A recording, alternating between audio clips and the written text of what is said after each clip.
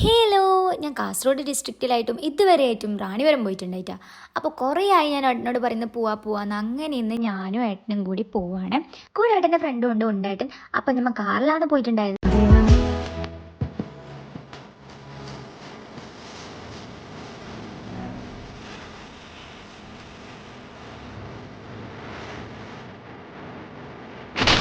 மனமொரு தேடல், குணமொரு தேடல், புதுமை ஒரு தேடல், பழமை ஒரு தேடல், உணர்வொரு தேடல், உணர்வொரு தேடல்,